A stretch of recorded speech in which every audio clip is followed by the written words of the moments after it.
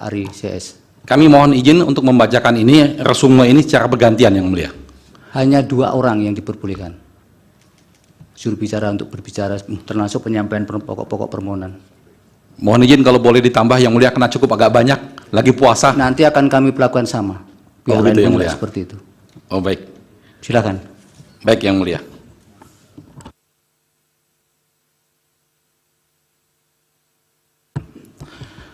Baik, Yang Mulia. Kami akan menyampaikan ringkasan permohonan perselisihan pemilihan umum Presiden dan Wakil Presiden tahun 2024. Kami akan sampaikan diikuti dengan PPT dan video yang kami tayangkan. Bismillahirrahmanirrahim. Assalamualaikum warahmatullahi wabarakatuh. Salam sejahtera, selamat pagi buat kita semua. Yang Mulia Ketua dan segenap anggota Majelis Hakim Mahkamah Konstitusi. Sebelum kami menyampaikan permohonan ini, izinkan kami membacakan satu ayat Al-Quran yang dipasang pada pintu gerbang Fakultas Hukum Universitas Harvard yang terjemahannya berbunyi, "Wahai orang-orang yang beriman, jadilah kamu penegak keadilan dan saksi karena Allah, walaupun kesaksian itu memberatkan dirimu sendiri, ibu bapakmu atau kerabatmu. Maka janganlah kamu mengikuti hawa nafsu karena ingin menyimpang dari kebenaran." An-Nisa 135. Yang Mulia Majelis Hakim Mahkamah Konstitusi, kami kuasa hukum pasangan calon Presiden dan Wakil Presiden nomor urut 1, Anies Rashid Baswedan dan Muhaimin Iskandar, dengan ini mengajukan permohonan pembatalan surat keputusan Komisi Pemilihan Umum KPU nomor 360 tahun 2024 tentang penetapan hasil pemilihan umum Presiden dan Wakil Presiden, anggota DPR, DPD, DPRD, Provinsi, dan DPRD Kabupaten Kota secara nasional dalam pemilu tahun 2024 tertanggal 20 Maret 2024 sepanjang diktum ke-1. Selanjutnya disebut dengan SK KPU 360 2024 dengan uraian sistematika sebagai berikut. Kewenangan Mahkamah Konstitusi. Yang Mulia Majelis Hakim Mahkamah Konstitusi, pemilu secara universal adalah sarana kontestasi dalam negara demokrasi yang terikat dengan prinsip nilai azas etika dan norma konstitusi. Pemilu bukan ajang tarung bebas yang boleh menghalalkan segala cara. Begitupun di Indonesia, pemilu secara konstitusional harus dilaksanakan dengan azas langsung, umum, bebas, dan rahasia, serta jujur dan adil, sebagaimana diatur dalam pasal 22E ayat 1 Undang-Undang Dasar Republik Indonesia tahun 45. Pelanggaran terhadap azas-azas tersebut berarti pelanggaran serius terhadap norma konstitusi. Azas bebas dimaknai bahwa pemilih menggunakan suaranya secara bebas berdasarkan hati nurani.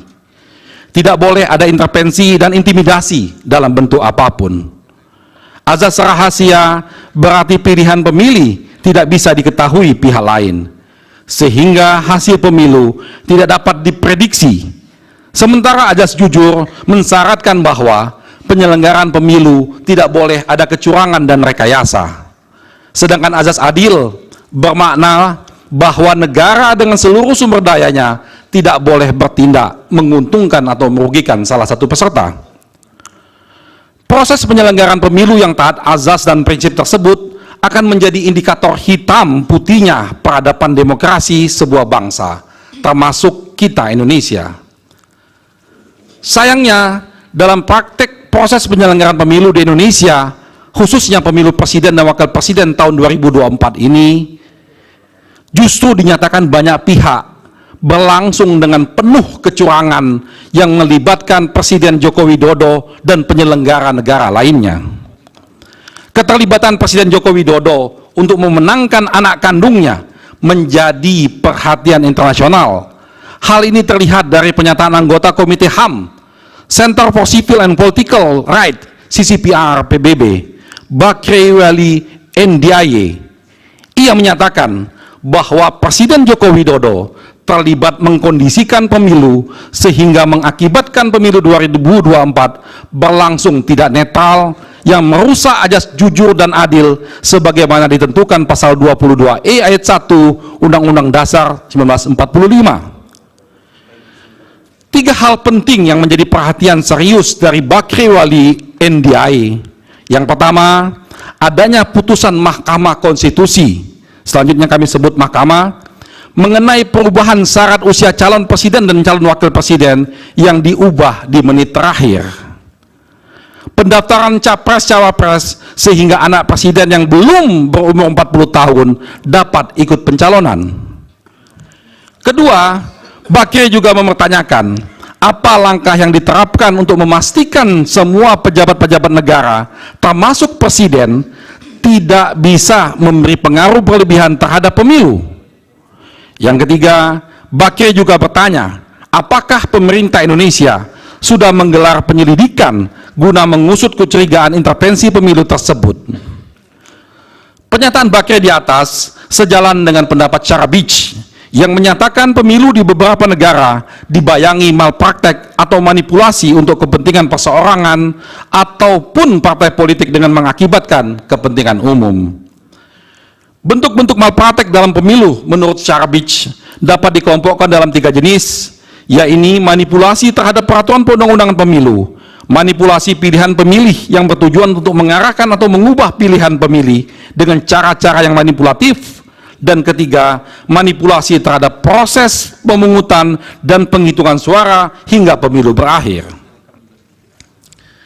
Ketiga jenis malpraktek tersebut secara sempurna justru terjadi dalam penyelenggaraan Pilpres 2024. Malpraktek Pilpres 2024 berawal dari ambisi Presiden Joko Widodo untuk melanggengkan kekuasaannya. Ada tiga tahapan yang dijalankan oleh Presiden Joko Widodo untuk memuluskan kepentingannya. Tahap pertama, melalui wacana jabatan presiden selama 3 periode dengan berbagai instrumen. Lalu tahap pertama gagal karena ditentang oleh banyak pihak. Selanjutnya Joko Widodo melancarkan tahap kedua berupa wacana perpanjangan masa jabatan. Tahapan kedua ini pun gagal, yang selanjutnya melancarkan tahapan dengan menunjuk calon pengganti sebagai tahap ketiga.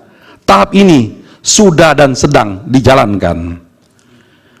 Malpraktek Pilpres 2024 untuk melancarkan tahap ketiga terjadi sejak awal tahapan penyelenggaraan pemilu, dimulai dari ketidaknetralnya Presiden Joko Widodo saat menunjuk Ketua Panitia Seleksi Komisioner dan Badan Pengawas Pemilu Republik Indonesia atau Bawaslu, seorang anggota staf kantor staf Presiden dan loyalis Presiden Joko Widodo. Akibatnya, proses yang tidak netral sedari awal itu telah menyebabkan pelanggaran azas dan prinsip penyelenggaraan pemilu sebagaimana disebut dalam konstitusi dan undang-undang pemilu, yaitu antara lain jujur, adil, mandiri, akuntabel, efektif, dan efisien. Penempatan figur yang memiliki konflik kepentingan tersebut sedari awal menyebabkan integritas penyelenggara pemilu telah dinodai dan menyebabkan integritas lembaga penyelenggara pemilu KPU, Bawaslu, dan DKPP didelegitimasi dan dirusak sehingga berada di titik memalukan. Konflik kepentingan tersebut dilarang sebagaimana ketentuan pasal 5 angka 4 dan angka 6 Undang-Undang nomor 28 tahun 1999 tentang penyelenggaraan negara yang bersih dan bebas dari KKN.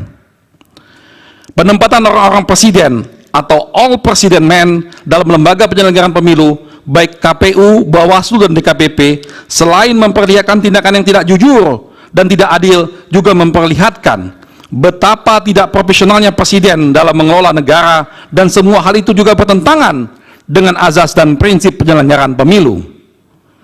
Selain menempatkan orang presiden dalam menyeleksi penyelenggara pemilu, Presiden Joko Widodo juga memanfaatkan para pembantunya di kabinet dan aparatur kekuasaan lainnya untuk menggerakkan jajaran birokrasi, pejabat kepala daerah, kepolisian, dan Tentara Nasional Indonesia, hingga aparat pemerintah di level terendah seperti kepala desa dan perangkat desa.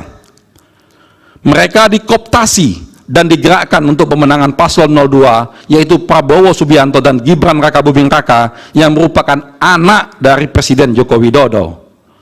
Keseluruhan tindakan aparat dan aparatur di atas menyebabkan terjadinya the violence of election, dan pada tingkat yang paling mengenaskan telah memicu terjadinya brutality democratic process. Pada situasi tersebut, program dan kebijakan pemerintah dibajak. Uang negara disalahgunakan secara melawan hukum untuk kepentingan pasangan calon Capres dan Wapres dalam Pilpres 2024 yang terafiliasi kepentingan Presiden Joko Widodo. Bahkan pada situasi yang paling buruk terjadi 3 hal, yaitu pertama, seluruh alat negara yang punya otoritas melakukan kontrol dan penegakan hukum luluh lantak karena dilumpuhkan, diruntuhkan, dan dirusak, sehingga tidak dapat menjalankan tugas dan kewajibannya. Kedua, penyelenggaraan pemilihan dikendalikan dan dimanfaatkan untuk kepentingan kekuasaan. Serta ketiga, partai politik sebagai instrumen penting dalam melakukan kontrol terhadap jalannya kekuasaan presiden diperangkap, dijinakkan, diancam dengan kriminalisasi kasus hukum, sehingga menjadi tidak independen, tidak akuntabel, dan tidak efisien, sehingga tidak dapat secara optimal menjalankan kewenangannya. Mensikapi tragedi dalam proses elektoral di atas, negara memiliki peradilan konstitusi untuk menegakkan supremasi konstitusi yang dicabik-cabik oleh perilaku curang dan menyimpang. Fungsi tersebut diperankan oleh Mahkamah Konstitusi sebagai the guardian of constitution.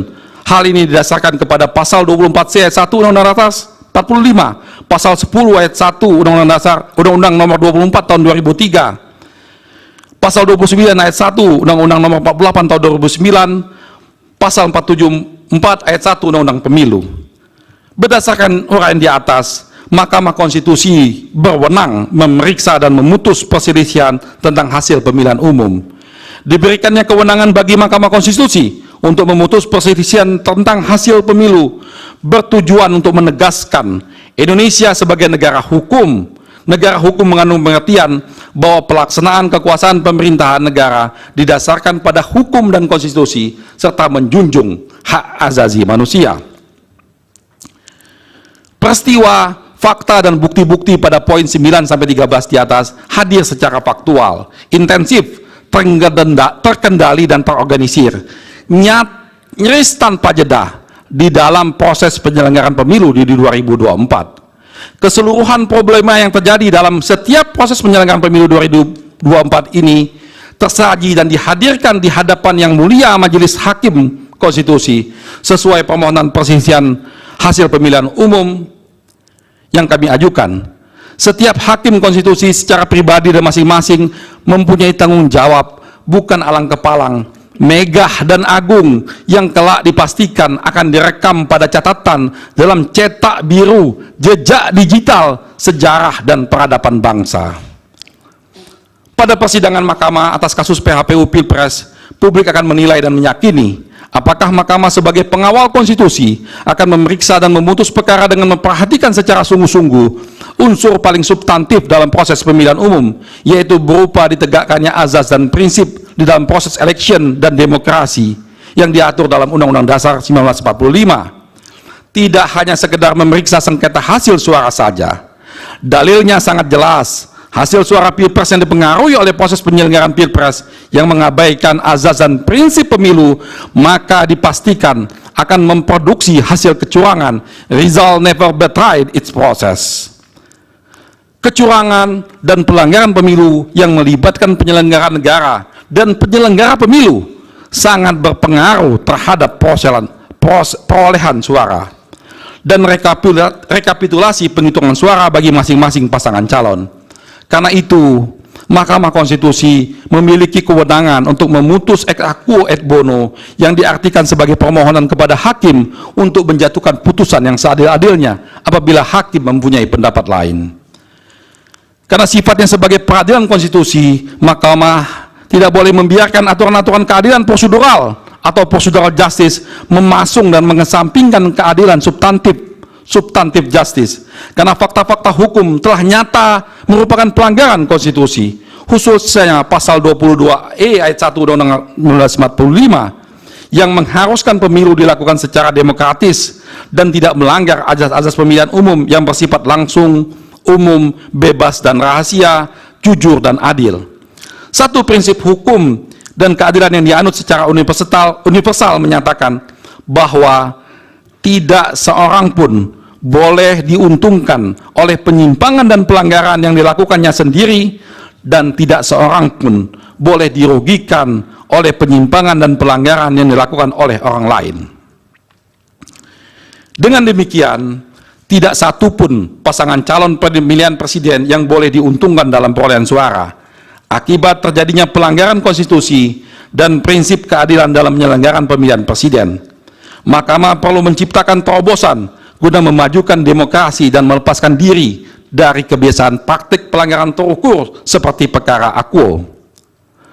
Sejak putusan Mahkamah nomor 55 PUU 17/2019 tanggal 26 Februari 2020, khususnya subparagraf 3.15.1 yang diambil alih sebagai pertimbangan hukum dalam putusan Mahkamah nomor 85 PUU 20/2022 tanggal 29 September 2022 pada subparagraf 3.19 halaman 39-40, Mahkamah menegaskan berdasarkan pertimbangan hukum tersebut dengan menggunakan original intent perubahan Undang-Undang 1945, Mahkamah telah menegaskan bahwa tidak terdapat lagi perbedaan rezim pemilihan.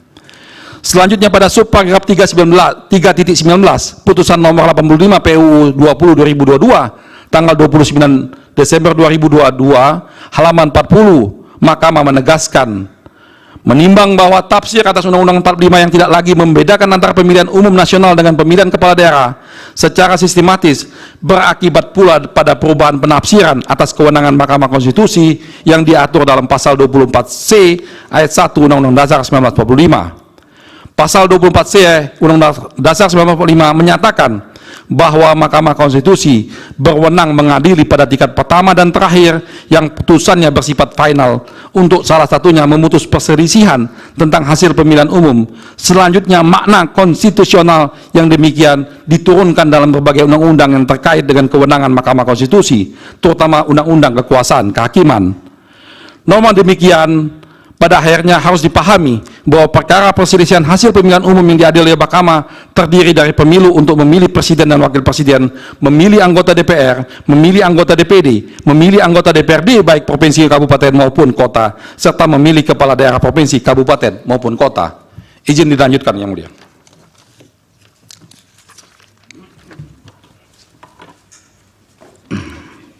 Silakan ya, waktunya secara akumulatif 90 menit ya, Pak Ari dan Pak Bambang. Iya.